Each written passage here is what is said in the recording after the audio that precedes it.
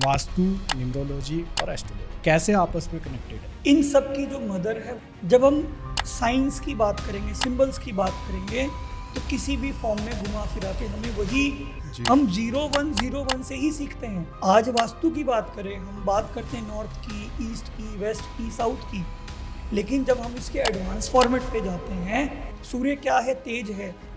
सूर्य में क्या होगा? 1 नंबर वाले 10 जने हैं, तो अगर 9 जनों के अंदर सेम कैरेक्टरिस्टिक्स है, तो इसका मतलब कोई ना कोई, जिसको आज की भाषा में मनी मनी मनी मनी बोला जा रहा है।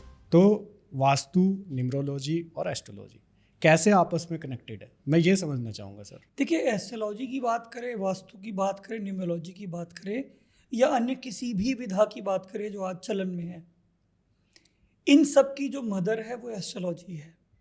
इसीलिए कहा जाता है astrology is the mother of all sciences.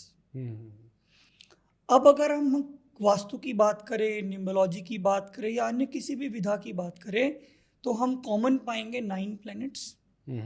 जब हम साइंस की बात करेंगे, सिंबल्स की बात करेंगे, तो किसी भी फॉर्म में घुमा फिरा के हमें वही 12 ज़ोडिएक साइंस मिलेंगे। और ज्योमेट्रिकल शेप्स की बात करें तो वो कहीं ना कहीं वो भी प्लैनेट्स को डिनोट कर रहे होते हैं। तो तीनों ही जगह प्लैनेट्स भी हैं, ज़ोडिएक साइंस भी हैं, और फिर घुमा के दोबारा अलग अलग फॉर्म में प्लैनेट्स के कॉम्बिनेशंस आते हैं। सबसे पहला रीज़न है इन तीनों के अलाइनमेंट का ये। दूसरा रीज़न, तीनों ही कॉस्मिक फोर्स से चलते हैं। तीनों के साथ जो एनर्जीज काम करती है वो हम अपनी नेकेड आईज से नहीं देख सकते। अच्छा, नंबर्स, क्या आपको लगता है कि यूनिवर्स 1 नंबर ही समझता है? नहीं। वो 0-1 के अलावा और कोई कोड ही नहीं समझता, बाइनरी कोड। अच्छा, हम कंप्यूटर में भी वही, कोई भी आप लैंग्वेज यूज कर लो, हम 0101 से ही सीखते हैं। बिल्कुल। हम कोई भी कोडिंग करें, कोई भी डिजाइनिंग करें, सेम ऐसे ही आज मैं जो बोल रहा हूँ या जो आप सुन पा रहे हैं, ये जो फ्रीक्वेंसी का जो आवागमन है वो 01 पे ही हो रहा है, और उसकी कोई डिकोडिंग नहीं है। सेम ऐसे ही हम जो भी चैंट कर रहे हैं, हम जो भी वाइब्रेट कर रहे हैं, हम जो भी बोल रहे हैं, वो यूनिवर्स 01 में ही समझता है। तीसरी चीज, आज वास्तु की बात करें, हम बात करते हैं नॉर्थ की, ईस्ट की, वेस्ट की, साउथ की, लेकिन जब हम इसके एडवांस फॉर्मेट पे जाते हैं तो वहाँ हम यही बोलते हैं कि नॉर्थ में बुध प्लेनेट हैं, साउथ में मंगल प्लेनेट हैं, वेस्ट में शनिदेव हैं, ईस्ट में सूर्य देव हैं। तो अल्टीमेटली घुमा फिरा के फिर वही प्लेनेट आ गए। यही हम न्यूमरोलॉजी की बात करें 1 से लेकर 9 नंबर की, तो जब हम इसके एडवांस लेवल पे जाते हैं तो वहाँ 1 को हम सन बोलते हैं, 2 को मून बोलते हैं। ऐसा नहीं है कि हम बोलते हैं। सूर्य क्या है? तेज है। सूर्य में क्या होगा? लीडरशिप होगी, क्योंकि वो सबको लीड कर रहा है। मॉर्निंग से ही तो लीडरशिप चालू होती है।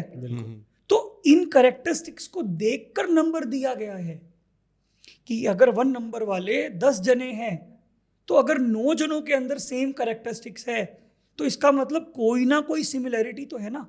सही बात है। तो आज सपोज करो मैं किसी के एस्ट्रोलॉजी पे काम करता हूँ और मैं उसकी न्यूमरोलॉजी को टच नहीं करता, मैं उसकी वास्तु को टच नहीं करता, तो क्या मैं उसको रिजल्ट दे पाऊंगा?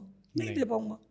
मैं उसको एक पैरामीटर में रिजल्ट दे दूंगा, लेकिन अगर वो मुझसे ओवरऑल ग्रोथ और सक्सेस की बात करेगा, जिसको हम alignment of mind, body and soul बोलते हैं, जिसको आज की भाषा में मनी मनी मनी मनी बोला जा रहा है, बिल्कुल। लेकिन एक्चुअल में तो जब तक आपकी माइंड, बॉडी, सोल अलाइंड नहीं होगी, आप मान लो आज पैसा कमा लो और आपने बॉडी पे ध्यान नहीं दिया, तो क्या होगा? आप हॉस्पिटल पे खर्च दोगे। बिल्कुल। आपने माइंड पे ध्यान नहीं दिया, आप साइकोलॉजिस्ट को ढूंढोगे, आप किसी मेडिटेशन वाले को ढूंढोगे। वो अर्निंग का बेनिफिट तो नहीं है ना आप खुद के लिए यूज कर पा रहे, ना सोसाइटी के लिए यूज कर पा रहे। तो जब तक माइंड, बॉडी, सोल की अलाइनमेंट नहीं होगी, आप कुछ भी डिजायर्स कर ले, वो कंप्लीट होकर भी कंप्लीट नहीं होंगी। तो इसीलिए ये तीनों अलाइंड हैं, और मैंने शुरू से ही इन तीनों पे ही काम किया है।